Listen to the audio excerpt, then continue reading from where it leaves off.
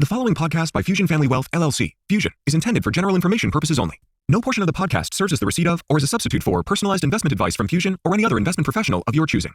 Please see additional important disclosure at the end of this podcast. A copy of Fusion's current written disclosure brochure discussing our advisory services and fees is available upon request or at www.fusionfamilywealth.com. All right, welcome to another episode of the Fix It Friday edition of the Crazy Wealthy podcast. Today's going to be a relatively short episode just because the message is short but important. There's no correlation between the length of this message and its importance. I want to emphasize that. Welcome to the Crazy Wealthy podcast with your host, Jonathan Blau. Whether you're just starting out or are an experienced investor, join Jonathan as he seeks to illuminate and demystify the complexities of making consistently rational financial decisions under conditions of uncertainty.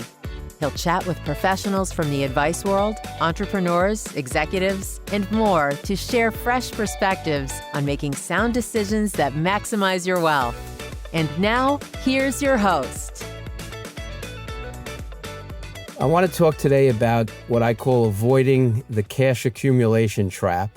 So if you find yourself as a long-term investor looking at your allocation of assets and you see that a lot is accumulating in cash, what I'd like to address is there's generally four reasons that we accumulate cash. And the first reason that I'm going to articulate to me as an investment advisor and planner is the only real legitimate reason. And that is if I'm accumulating a fixed and determined amount of cash for a certain expense item that is identifiable. I'm going to help my children buy a home in 6 months, or I've got a tax bill coming up, or anything along those lines. That's the first of the four reasons, and that's, again, to me, the only legitimate reason to accumulate excess cash. The other three reasons that we accumulate cash usually can be identified as the reason we're doing it, either one of the three reasons or a combination of all three. So the first reason that I find people accumulate a lot of cash is they don't have a plan. So if we don't have a plan, gravity pulls that cash to its most natural end, which is our savings or bank account. So the first reason, we don't have a plan. Second reason is have a plan, but it backfired on us. And so I'm now going to abandon my plan. And since I'm no longer following it, again, gravity's pulling that cash to the most natural, safe place in our head, which is the bank account and checking account. And the third reason, which is an interesting one because it deals with a deep psychological issue and a bias that we have called regret aversion bias. So if we've accumulated cash over time and somewhere along the lines, we took some of that cash, bought something with it or invested it in something, and the outcome of our purchase or the outcome of our investment was so painful that we never want to deal with that kind of an outcome again. And in order to avoid that outcome and the regret associated with it, regret aversion bias kicks in and leads to what's called status quo bias. If I simply just continue to leave this money in cash now, instead of buying that thing or something like it, or instead of investing in what I invested in or something like it that has that horrible outcome, I will never have to face it again. Just leave it in cash, status quo bias. So those are the four reasons. Either I'm saving for a fixed and determined expense, or I have no plan, have a plan that I've abandoned, or I did something with the money I regret to avoid future regret, status quo, just leave it in cash. And so what do we do to address this kind of an issue? First thing is what we should do is we should write down and stick to a particular line in the sand with respect to accumulating cash.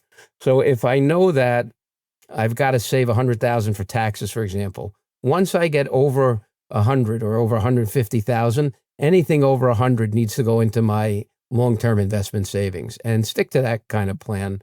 Also, I recommend accounting differently for cash being accumulated for a purpose, as we described, fixed and determinable expense. Keep that in a separate bank account always than cash that's being accumulated that should go for investment. And if you do those couple of things and write down the purpose of what you're saving for and how much, leave that in a separate account, that should help you to mitigate the chances that you're accumulating cash for any of the wrong reasons. So hopefully this has been helpful.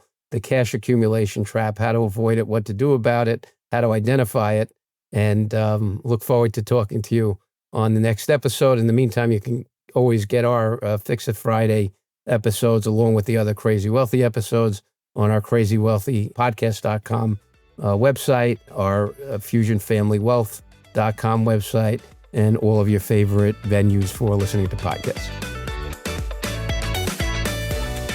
Thank you for tuning in to another episode of the Crazy Wealthy Podcast. For more insights, resources, and to sign up for our newsletter, visit crazywealthypodcast.com. Until then, stay crazy wealthy.